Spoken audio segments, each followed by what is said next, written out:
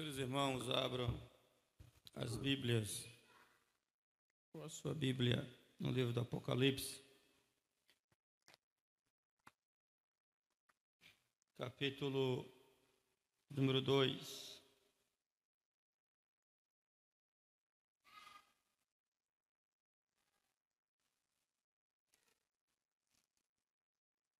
A carta à igreja de Éfeso vai ser o assunto que nós iremos tratar nessa noite juntamente com nossos queridos irmãos. Meus queridos irmãos, nós vamos ler o versículo 1 do capítulo 2. Ao anjo da igreja em Éfeso, escreva: estas coisas diz aquele que conserva na mão direita as 7 estrelas e que anda no meio dos 7 candelabros de ouro. Conheço as obras que você realiza, tanto o seu esforço como a sua perseverança. Sei que você não pode suportar os maus e que pôs à prova os que se declaram apóstolos e não são. E descobriu que são mentirosos. Você tem perseverança e suportou provas por causa do meu nome, sem esmurecer. Tenho, porém, contra você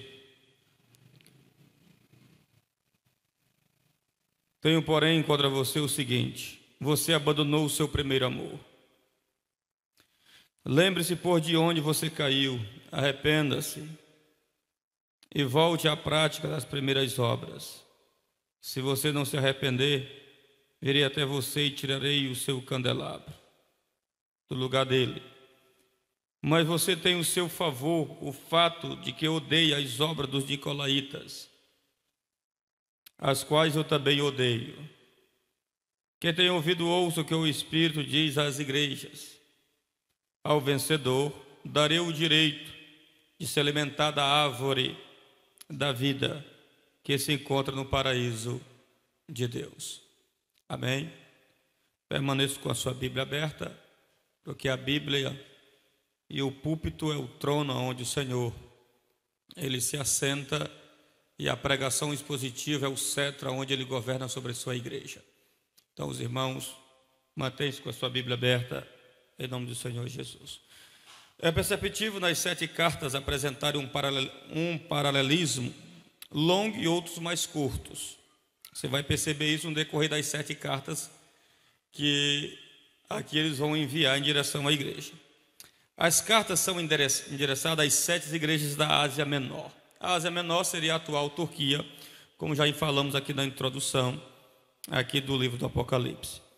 Aqui 2, essas cartas apresentam o aspecto de Cristo glorificado, apresentado a João na ilha de Patmos. Ou seja, cada característica da glorificação de Cristo vai aparecer nas 7 cartas da igreja.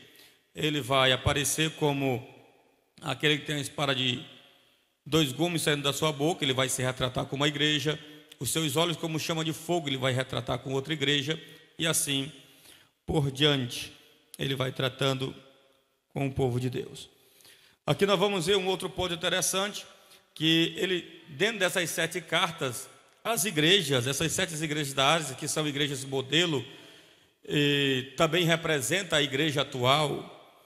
Essas igrejas, elas recebem elogios e também elas recebem reprovação da parte de Deus. Ou seja, Cristo vem, conhece cada obra dos irmãos e ele vai elogiar esses irmãos por estarem obedecendo a palavra. Porém, vai ter certas igrejas que vai fazer coisas boas, mas também vai ter seus defeitos. Então, a igreja local, ela nunca vai ser uma igreja perfeita, ela sempre vai ter defeitos. Se você querer sair para uma igreja, eu vou para a igreja tal, porque lá não tem problema, pois se você for para uma igreja que não tem problema, pois se você for para lá, você vai ser o problema dela. Porque toda igreja, ela tem problema, não tem essa. E aqui Jesus, ele vai mostrar a respeito dessas igrejas. Outro ponto, Jesus vai trazer palavra de exortação. Exortação, a ideia aqui não é de bater, não é de chicotear crente. A exortação aqui é levantar crente, despertar crente para servir a Deus com sinceridade. Então essa é a ideia de exortação que a Bíblia Sagrada nos ensina. Você vai ver outro ponto, que Cristo apresenta promessas aos vencedores. Ora, se você obedece e pratica a palavra, você também vai ter promessas. Então todas as alianças na Bíblia vêm com promessas. Cristo veio trazendo promessa. E a maior promessa que ele vai prometer aqui dentro dessas cartas não é outra coisa a não ser a vida eterna. Esta aqui é a maior promessa. Eu quero dizer aqui uma coisa para vocês, que as pessoas têm na mente: Jesus, ele deixou o seu trono, deixou sua glória, ele se encarnou, ele bebeu nossa água, comeu nosso pão, vestiu nossa pele, e aqui ele sofreu, padeceu, foi para a cruz, pegou chicotada, ele ressuscitou, ele foi para a glória. Não foi para te dar um casamento feliz. Ele não fez tudo isso para te dar riqueza. Ele fez tudo isso para te livrar do inferno e proporcionar a tua vida na presença do Deus eterno. Aqui está o maior propósito para que Jesus veio. Então essas 7 cartas aqui vai mostrar isso. E vai apontar, não sei outra coisa, essa promessa aos vencedores. Ou seja, aqueles que perseverarem até o fim, com certeza vai receber a coroa de justiça. É aquilo que Paulo disse: combati o bom combate, guardei a carreira. Ele diz que vai encerrar, também guardou a fé, mas também ele diz que tem uma coroa que vai ser entregue pelo seu justo juiz. Então aquele que perseverar vai ter esse direito da vida eterna. E aqui o texto nos mostra também um outro ponto das 7 cartas que você vai ler. Quando você chegar na sua casa e você ler as 7 cartas do Apocalipse, você vai ver aqui um outro ponto. O mestre, ele exige obediência da voz do Espírito Santo. Sempre você vai ver no final da carta, para você ouvir a voz do Espírito, ou seja, ouvir a voz do Espírito que diz às igrejas. Então como é que eu vou conseguir obter a vida eterna? Como é que eu vou conseguir obter a salvação? Como é que eu vou ser um vencedor para obter os céus? É você ouvindo a voz do Espírito, é você ouvindo a palavra, é você ouvindo as Escrituras. Como é que eu ouço a voz do Espírito? É você ouvindo a Bíblia. Você quer ver Deus falando em alta voz para você? Lê a Bíblia em alta voz. Lê a Bíblia. O que a Bíblia diz, Deus diz. O que a Bíblia fala, Deus fala. Então, se você lê as Escrituras, Deus está falando com você. Você não precisa correr atrás de profeta, você esperar a profecia. A maior revelação que Deus deixou para a tua vida é a palavra. Se você ouvir a palavra, ler a palavra, praticar a palavra, você vai ser um bem-aventurado e vai ser um vencedor em Cristo Jesus. Então é isso que você vai começar a obter com relação à palavra de Deus. E as 3 primeiras igrejas que vai ser direcionada às cartas é a igreja de Éfeso, é a igreja de Esmirna e a igreja de Pérgamo. Você vai observar que essas igrejas aqui, elas são conclamadas a ouvir a voz do Espírito. Primeiramente, elas são conclamadas a ouvir a voz do Espírito. E depois nós vamos ver as últimas 4 igrejas, que é a Tiatira, Sardes, Filadélfia e Laodiceia. Elas, antes do encerramento da carta, ou no encerramento da carta, elas vão ser conclamadas a ouvir a voz do Espírito Santo e também obter as promessas. Então, Esmirna e Pérgamo traz conclusões de promessas. Tiatira, Sardes, Filadélfia e Laodiceia vai encerrar dizendo para ouvir a voz do Espírito. Então, essas 7 igrejas têm este propósito de nos trazer modelo, exemplos para que nós venhamos seguir. Porque essa palavra, ela é atemporal, ou seja, se ela foi verdade lá no passado, ela ainda é verdade no presente. Ou seja, vai passar cultura e vai sair cultura, vai entrar civilizações e vai sair civilizações, mas a palavra permanece a mesma. Vai passar céu, vai passar terra, pode passar o que for, mas não vai cair um tio, não vai cair um iode, não vai cair um iota desta letra, porque ela vai permanecer para todo sempre, porque é a palavra de Deus. Então, se essa palavra exige obediência aqui, você tem que obedecer, porque as promessas que estão nela aqui vai se cumprir em sua vida. Por isso, meus irmãos, nós vamos ver aqui algumas características. As figuras que caracterizam Jesus Cristo exaltado e revelado a João, elas são identificadas nas 7 igrejas localizadas na Ásia Menor, no sentido de trazer uma mensagem a cada uma delas. Você vai ver aí, quando você lê lá no capítulo 2, versículo 1, leia aí comigo. Ao anjo da igreja de Éfeso, escreva: estas coisas diz aquele que conserva na mão direita as 7 estrelas, que anda as 7 estrelas e que anda no meio dos candelabros de ouro. Ou seja, esta é a mensagem que ele vai trazer para a igreja de Éfeso. João, ele viu no capítulo 1 Jesus no meio dos 7 candelabros de ouro e viu Jesus com 7 estrelas nas mãos. Então João, ele vai pegar esta linguagem e vai aplicar à igreja de Éfeso. Depois você vai ver aí numa outra igreja interessante, na comunidade de Esmirna, a igreja de Esmirna.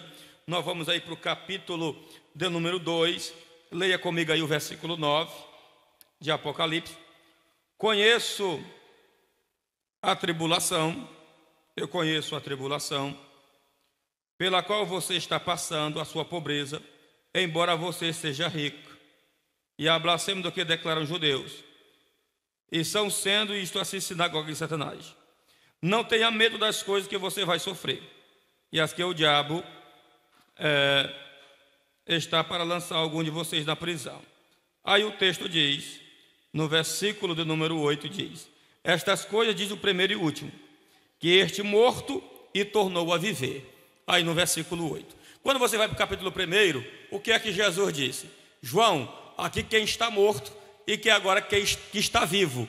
Ou seja, essa linguagem ele vai agora aplicar à igreja de Esmirna e assim por diante. Você vai ver na igreja de Pérgamo algo interessante. A igreja de Pérgamo, no capítulo 2, versículo 12. Leia aí comigo. No capítulo 2, versículo 12, direcionado à igreja de Pérgamo. Ao anjo da igreja em Pérgamo, escreva: estas coisas diz aquele que tem a espada afiada de 2 gumes. Quando você vai para o capítulo 1, o que é que João vê? Esse Jesus com a espada afiada de 2 gumes. Ou seja, cada figura dessa, Cristo vai trazer uma mensagem para esta igreja.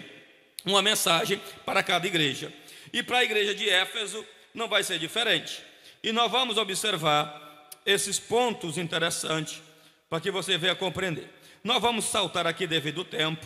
Nós vamos ver aqui a igreja de Tiatira. Leia aí comigo a igreja de Tiatira. Vamos ver se é o capítulo 2 e o versículo de número 18. 2:18. A igreja de Tiatira.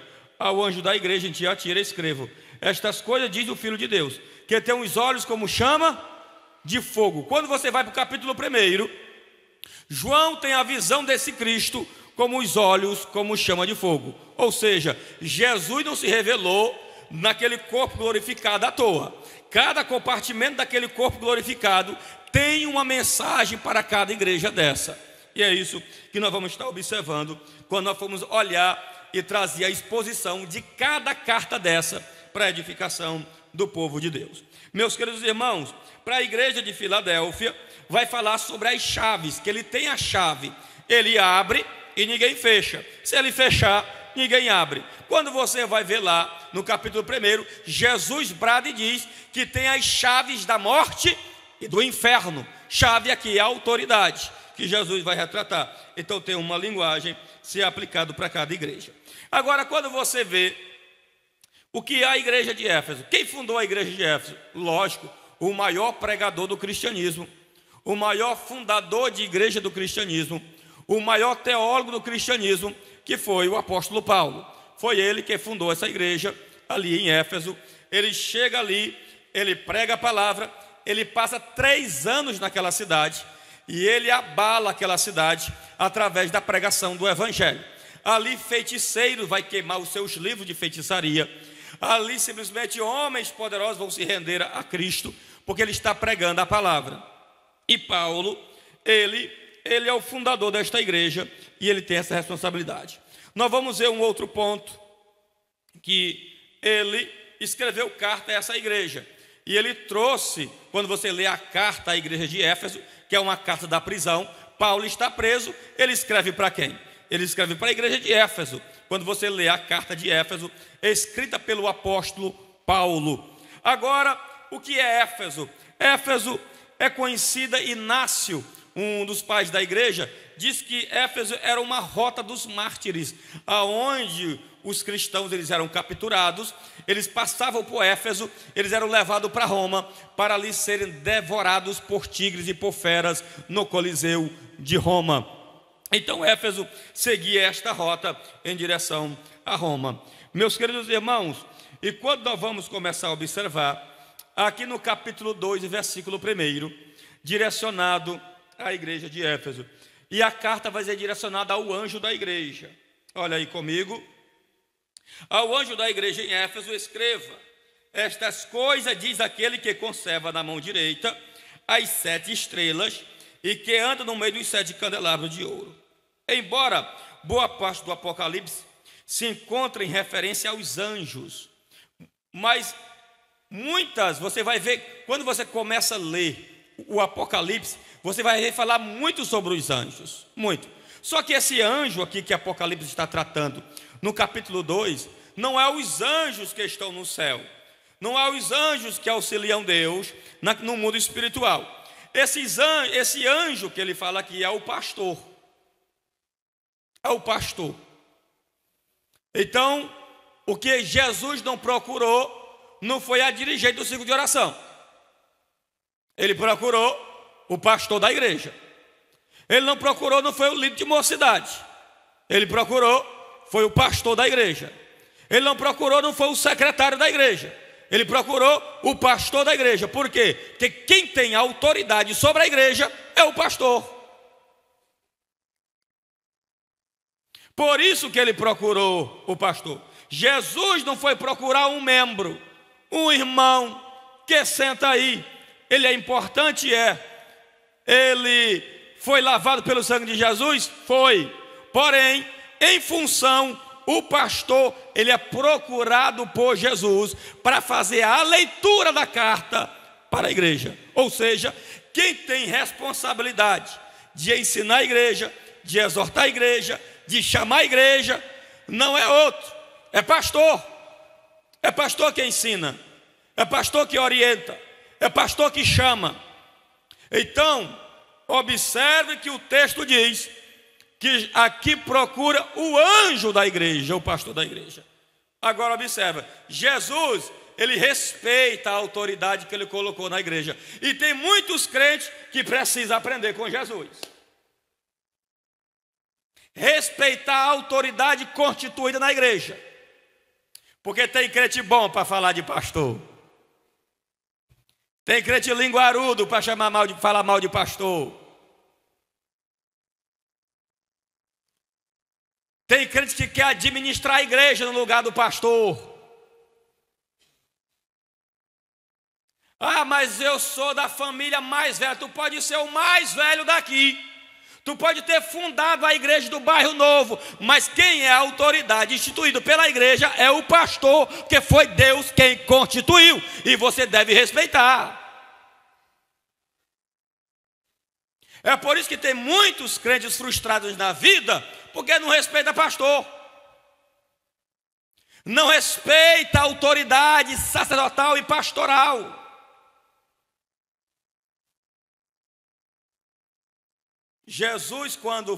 Deus quando foi trazer a autoridade para Moisés, por que você acha Deus poderia abrir o mar vermelho sem mandar Moisés tocar nas águas? Sim ou não? Sim. Por que Deus mandou Moisés bater o cajado nas águas? Para que o povo olhasse para ele e entendesse que Moisés era a autoridade constituída sobre aquele povo.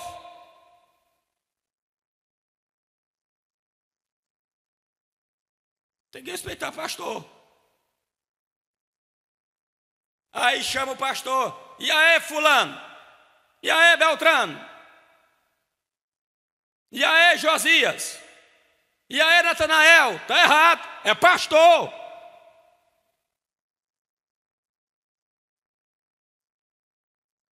Aí, irmãos, não respeitam. Uma coisa que Deus, ele aborrece é quando afronta a autoridade dele. E o pastor, ele é o representante da autoridade de Cristo dentro da igreja.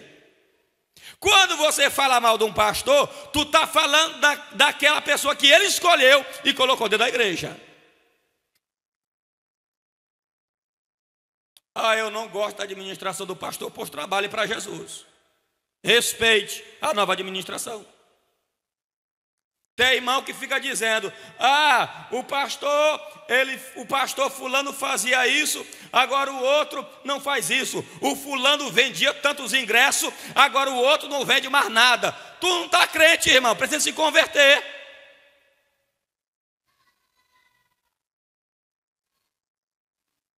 Precisa respeitar a constituição que Deus colocou, a autoridade pastoral. Autoridade pastoral. Cada um tem uma função, cada um tem um ministério. Tem uns que prega, tem outro que só administra, tem outro que ensina, tem outro que só prega. Cada um tem uma função na igreja, por isso que é corpo. O braço não faz a função da perna, o ouvido não faz a função do nariz, é corpo. Então precisa respeitar a Constituição. Chamou, tem que respeitar a autoridade constituída pela igreja. Aí tem irmão: pastor, por que você não botou o cantor fulano de tal? Aí ele quer administrar a igreja no lugar do pastor agora, é?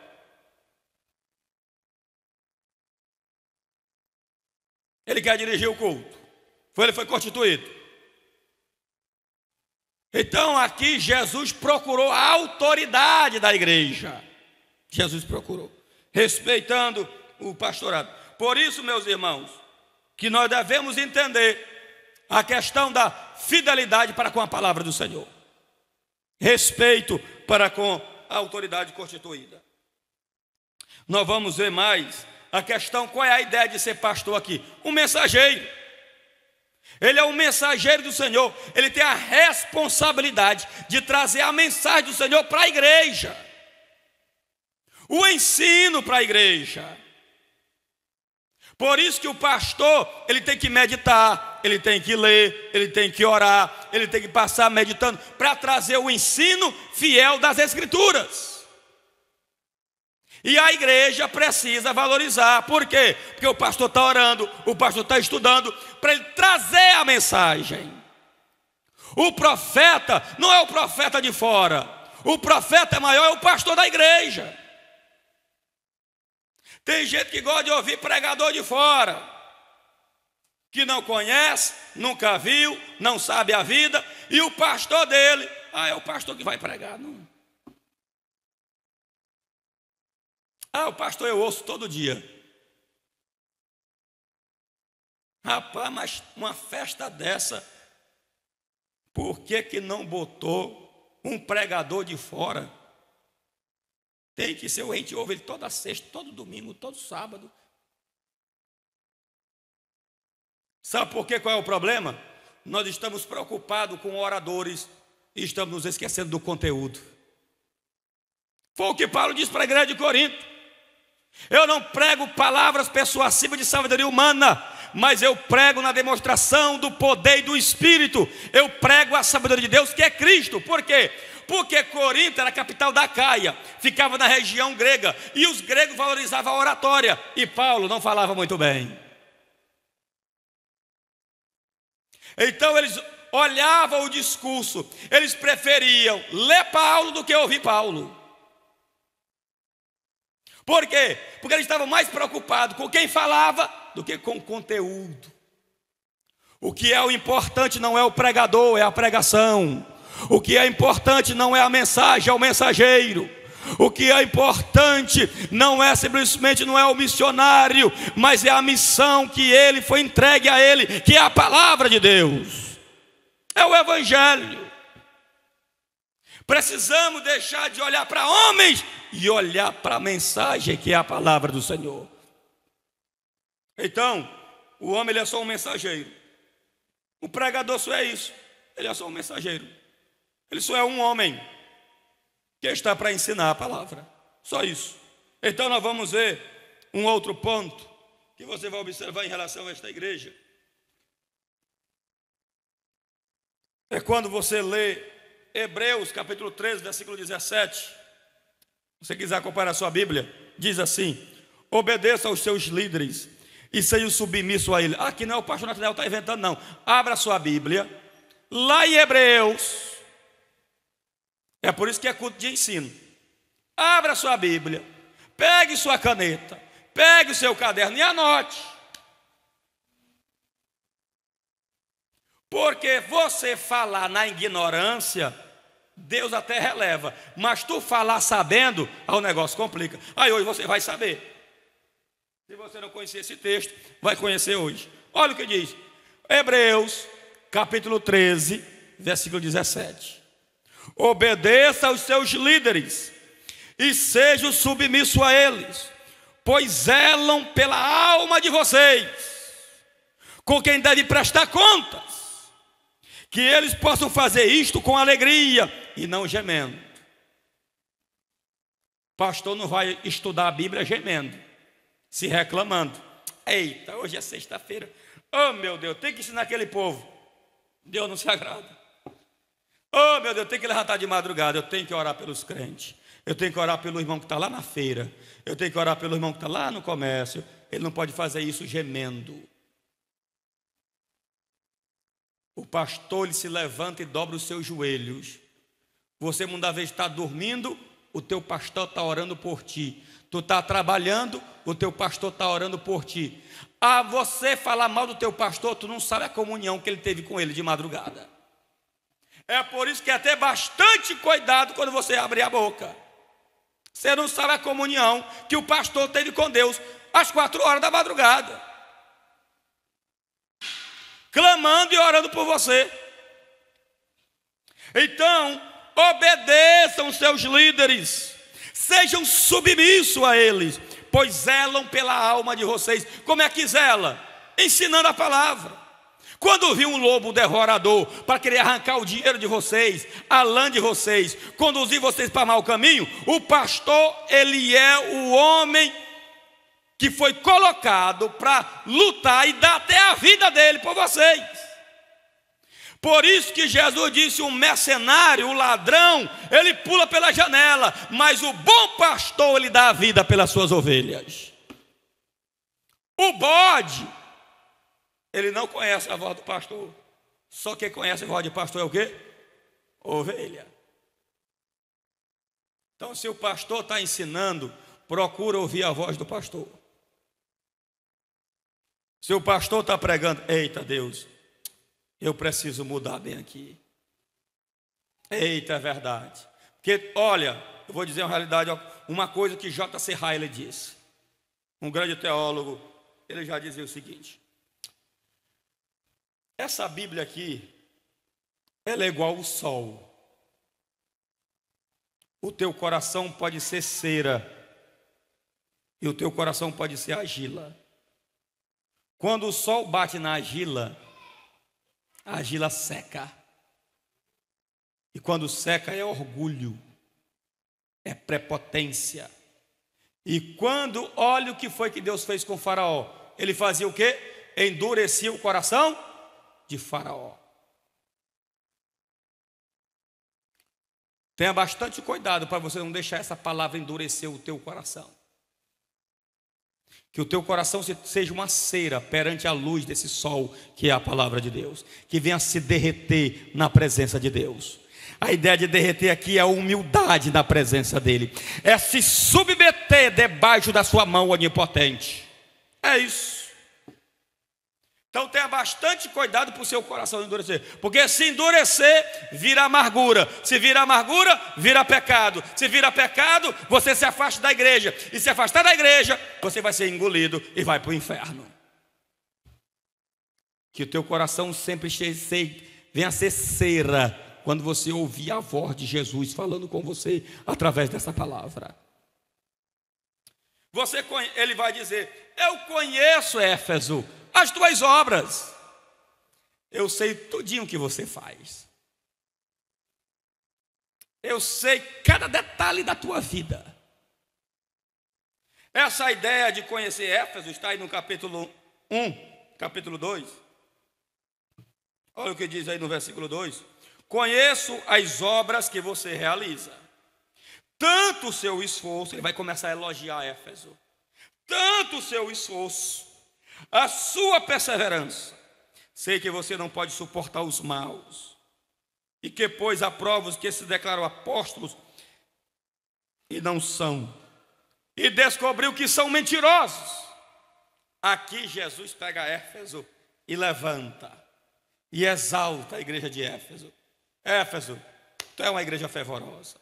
Éfeso, tu é uma igreja que é esforçada. Tu é uma igreja perseverante. Ele vai dizer aqui, quando você lê o versículo, ele diz: eu conheço. Jesus realmente conhece o comportamento não apenas da forma geral da igreja. Ele não vê apenas o modo geral. Ele não está apenas vendo você aqui cultuando. Ele não olha de uma maneira ampla, geral. Aqui ele conhece a vida de cada um que está aqui. Detalhe por detalhe. Ele sabe o que você faz na sua casa. Ele sabe o que você faz escondido do seu pai. Ele sabe o que você faz escondido da sua esposa. Ele sabe de tudo. Ele sabe dos teus pensamentos. Se os teus pensamentos são bons, ele sabe. Se os pensamentos estão cheios de lascívia, ele sabe. Se os pensamentos é pornográfico, ele sabe. Ele conhece o detalhe da vida de cada. Ele sonda os corações de cada crente que está aqui. Nada escapa dele. Nada. Olha o Salmo 139, verso 1 ao 5. Senhor, tu me sondas e me conheces. Sabe quando me sento e quando me levanto. De longe conhece os meus pensamentos. Observa o meu andar e o meu deitar. E conhece todos os meus caminhos. A palavra ainda nem chegou na minha boca. Tu já sabe. Antes da minha língua proferir as palavras, ele já sabe o que você vai falar. Tem pessoas que ele se preocupa de se esconder do pastor. Ele se preocupa em se esconder. Ele pensa, eu vou dizer primeiro, o homem, ele só mata o corpo. Sabia dessa? Tu tem que temer a Deus, que ele mata o corpo e a alma, disse Jesus. Tem pessoas que eles são preocupados de olhar de forma horizontal. Será que minha mulher está aqui? Será que o fulano está aqui? Ele está preocupado com os homens. Ele quer fazer escondido dos homens. Você não deve temer, não é o pastor. Você não deve temer, não é o teu marido. Você não deve temer, não é a tua esposa. Você tem que temer a Deus, que Ele conhece e sonda o teu coração. Vigiar, vigilância. É por isso que Jesus disse assim: ei, esse braço aí, que faz você pecar, corte ele. Mande você ir para o céu com um braço do que ir para o inferno com dois. Esses teus pés ligeiros aí para levar fofoca, corta ele. Corta. Mas antes ir para o céu só com uma perna, com um pé, do que ir com dois para o inferno. Porque ele sabe o que você está sabendo. Ele diz para as 7 igrejas: eu conheço as tuas obras. Eu vou namorar com meu namorado aqui no quarto. Ninguém vai ver. Ninguém vai saber. Eu vou passar a mão aqui onde não é para passar. Jesus está vendo. Jesus está contemplando cada detalhe do teu namoro. Ele contempla cada detalhe daquilo que você assiste no seu celular. Cada detalhe, nada escapa. Por isso, ele diz: Senhor, se eu for para o céu, aí o Senhor está. Se eu vir para a terra, o Senhor está. Se eu descer nas profundezas do oceano, lá você está. Para onde nós vamos nos esconder? Porque Hebreu diz: tudo nós, cada um de nós está patente aos seus olhos todo-poderoso. A Bíblia diz que os olhos dele procuram os fiéis da terra. E eu quero trazer uma alegria para você nesta noite. Os olhos dele estão postos sobre a congregação Monte Moriá, porque aqui tem crente fiel ouvindo a palavra de Deus. Ele encontrou os fiéis da terra. Então procure. Jesus, ele procurou elogiar e falar das obras de Éfeso. Que obras são essas? A fé, o serviço e a perseverança. A fé, a fidelidade, é o compromisso. Você vai ver também o trabalho. Aqui Jesus vai elogiar o trabalho dessa igreja. Essa ideia de trabalho é a labuta que faz a pessoa suar. É o trabalhar que deixa a pessoa exausta. Era uma igreja que trabalhava. Uma igreja que procurava perseverar. Era uma igreja que tinha paciência. Paciência onde? Em meio às tribulações. Ela transformava o sofrimento em graça e em glória para Deus. Ela procurava perseverar. Elogiada por Jesus. Se você tem boas obras, Jesus vai elogiar. Jesus gosta de elogiar quem faz boas obras. Apesar que não é as boas obras que te salvam. Quando ele encontra Jó, o que ele diz? Satanás, da onde tu vem? Eu venho aí. Eu não tenho nada para fazer, eu fico curiando a vida alheia. Eu estou rodeando aí a terra. Estou andando aí. Procurando aí, ver aí que eu posso derrubar. Tu viu meu servo Jó? Homem temente. Homem íntegro. Homem sincero. Jesus, quando a pessoa tem boas obras, ele é fiel a ele. Ele traz elogios para a sua igreja, para os irmãos, para os seus filhos. Por isso, aqui a ideia, Éfeso, é uma cidade religiosa. E lá tinha um templo da deusa Artemis. Era regado pela sensualidade. O sexo explícito, as sacerdotisas cultuavam os seus deuses, era fazendo relação sexual no altar. Então esses homens pagãos aqui perseguiam os cristãos de Éfeso, mas eles permaneciam firmes na fé em Jesus.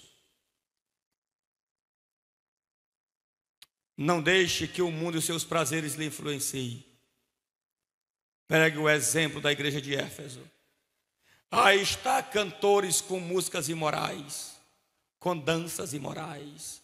E o que tem muitas vezes de moças, mães casadas, mulheres casadas, que dançam músicas imorais na frente dos seus filhos.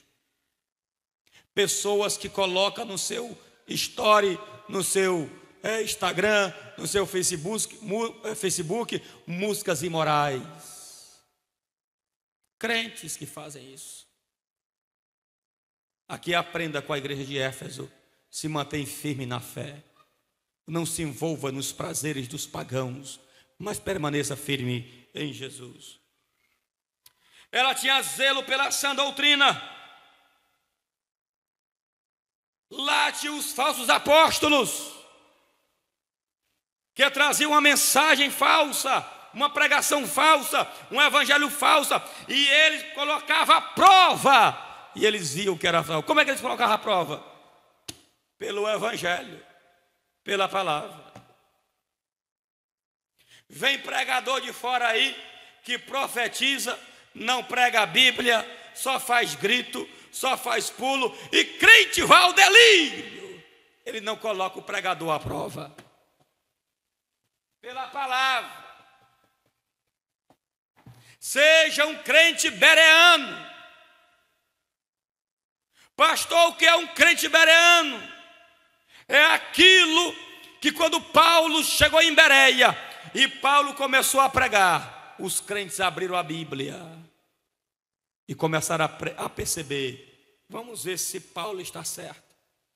E Paulo não era qualquer um não, irmãos, era Paulo, doutor da igreja, o maior teólogo. Os crentes estavam observando se ele realmente estava pregando a Bíblia.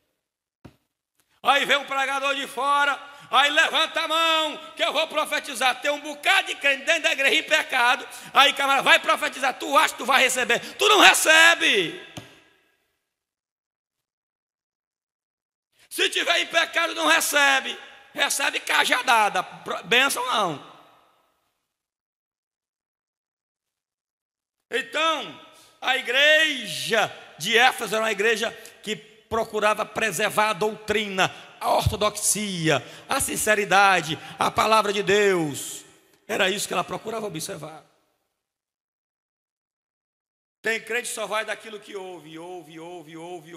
Não é só ouvir, é examinar as escrituras. É colocar o pregador à prova. Eu vou chegar em casa, eu vou abrir essa Bíblia, eu vou ver se realmente o pastor Natanael realmente pregou certo. É isso que você tem que fazer.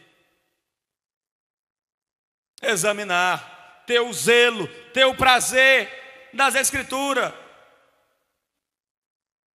Tem um bocado de crente, irmão, que quando começou a febre aí dos neopentecostais, um bocado de crente da Assembleia de Deus colocando um copo de água ungido em cima de televisão.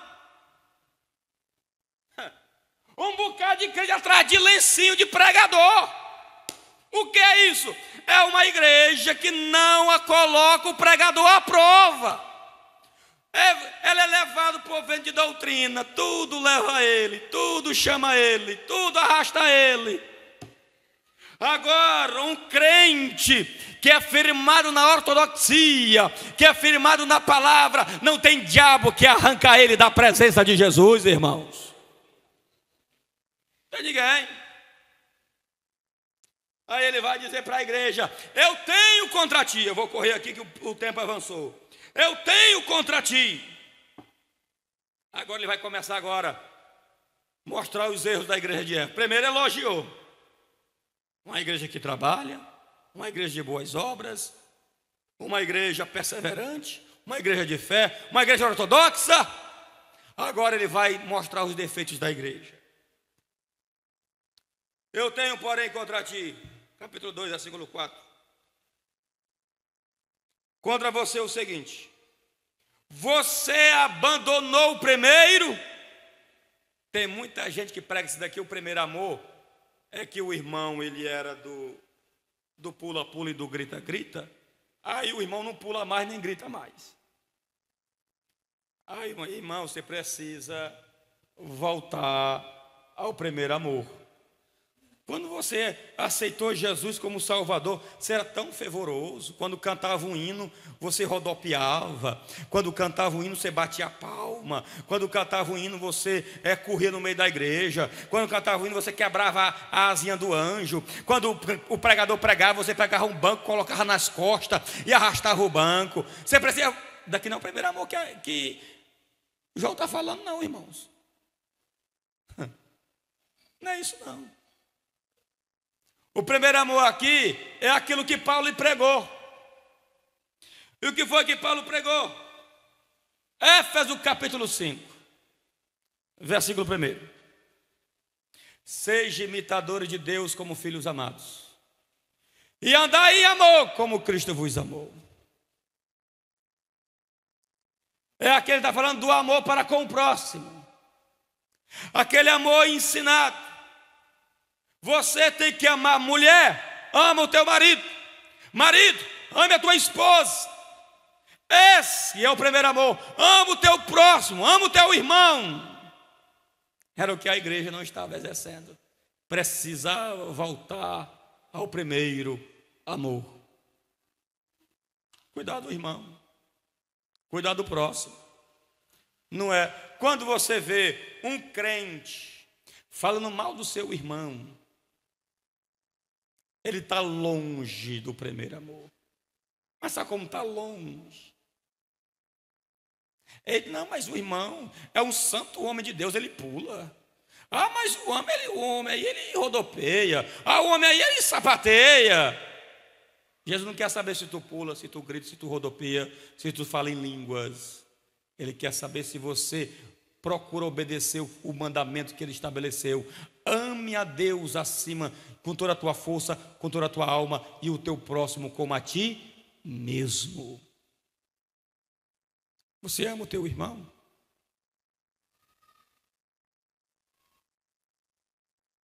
Olha o que vai dizer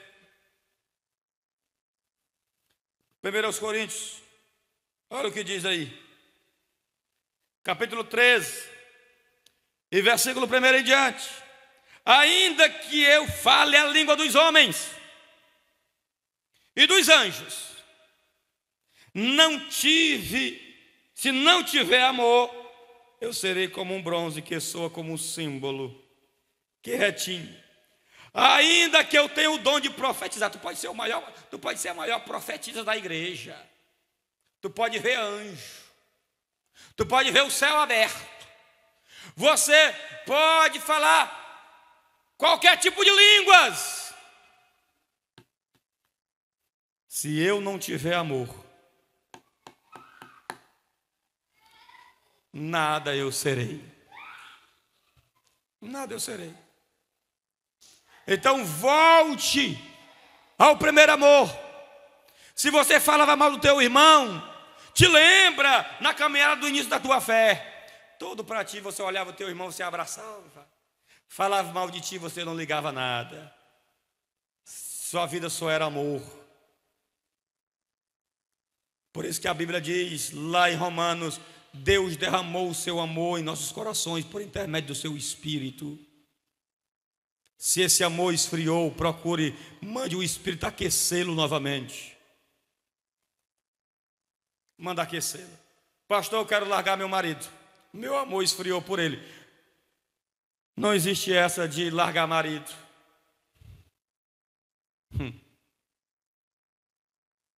Não existe essa de largar mulher. Ah, meu amor acabou por ela. A ideia não é amor acabar, porque amor não é sentimento na Bíblia, amor é mandamento, tu tem que obedecer. É amar. Não casou? Só a morte separe. Manda voltar a chama do primeiro amor lá no teu casamento. Um casamento que está apático, um casamento rotineiro, um casamento frio. Manda Jesus acender a chama do primeiro amor. Que volte a chamar a mulher de meu bem, que volte a chamar o marido de meu amor, que volte a andar de mãos dadas, que volte a ter comunhão uns com os outros. Precisa acender a chama desse amor. Precisa. Então pode falar língua, pode pular, mas se não tiver amor para Deus, lá no céu, o que mais vai ter é isso. Senhor, eu profetizei demais em teu nome. Jesus, rapaz, foi. Jesus, eu coloquei a mão sobre os doentes e muitos doentes foram curados. Rapaz, mas tu fez milagre demais. Jesus, eu preguei que a igreja estremeceu. Mensagem poderosa. Apartai-vos de mim, porque eu não vos conheço. Não é dons, é fruto. E amor é um dos frutos do Espírito. Então procure conservar este amor e o primeiro amor que você foi alcançado. Para finalizarmos, versículo 7. Mas vamos ler aqui Tiago, só para encaixar a ideia aqui. Tiago 8, 2 2, 8 ao 10. Se vocês de fato observam a lei do reino, conforme está na Escritura, ama o seu próximo como a si mesmo, fazem bem. Se, no entanto, vocês tratam as pessoas com parcialidade, ou seja, eu só amo a fulana, a Beltrana não faz parte do meu grupo. É isso que Tiago está dizendo. Tiago 2, 8 ao 10. Se, no entanto, vocês tratam as pessoas com parcialidade, cometem pecado, sendo condenado pela lei da transgressão, dos transgressores. Pois quem guarda toda a lei,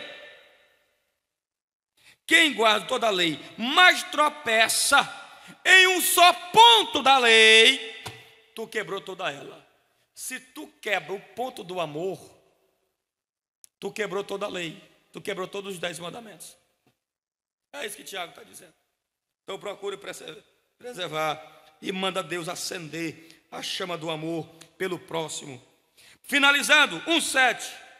Apocalipse capítulo 1, versículo 7. Quem tem ouvidos, ouça o que o Espírito diz às igrejas. Ao vencedor darei o direito de se alimentar da árvore da vida, que se encontra no paraíso de Deus. Que árvore da vida é essa? Eu vou chegar lá no céu, vou comer um fruto? Não. A árvore da vida aqui é uma linguagem simbólica para exatamente vida eterna. É isso que o texto está dizendo. Se você perseverar, você for vencedor, pois o galardão é a vida eterna que ele vai contemplar. É a salvação da alma, é a presença de Deus. Agora, o que é muito interessante é que a nossa herança não é o céu. Tem pessoas que vêm para Jesus com medo, muitas vezes, de ir para o inferno. Não é porque ama a Deus. Tem pessoas que vêm para Jesus, não é para ter Jesus como seu centro. Ele quer porque ele quer ver o céu. E a herança de crente não é céu. A herança de crente é Deus. O céu é uma consequência. Por quê? Porque o céu é a habitação de Deus. É bem verdade que Ele é onipresente e está em todos os lugares, mas a intensidade da sua habitação é os céus. O céu só é céu porque Deus está lá. E eu quero ir para o céu, não é porque eu quero ver rua de ouro, não é porque eu quero ver Isaac e Jacó, não é porque eu quero ver Davi. Eu quero ir para o céu porque eu quero ver o meu Jesus, a minha herança, o Salvador da minha alma. É essa que tem que ser a minha herança. Só para você ver uma coisa, para que você entenda. Como é que eu faço, pastor, para ser vencedor? É você ouvir isso daqui, olha. Quem tem ouvido, ouça o que o Espírito diz às igrejas. Ouça isso. Tudo que foi pregado aqui, ouça. Você chegou em casa, leia essa carta, medite nesse texto e ore a Deus, para que a palavra venha fazer morada em teu coração. Que você não venha ser simplesmente um ouvinte, mas praticante desta palavra, porque você só vai para o céu, tu só é considerado vencedor se você ouvir a voz do Espírito. A ideia aqui de ouvir não é você ouvir simplesmente por ouvir. Eu vou lá ouvir o pregador. Ouvir, a ideia aqui é obedecer, é praticar. Se lembra o que Jesus disse? Aquele que ouve as minhas palavras e as pratica, eu vou comparar este homem e esta mulher como um homem prudente, que vai edificar sua casa sobre a rocha. Que Deus possa vos abençoar sempre, em nome do Senhor Jesus.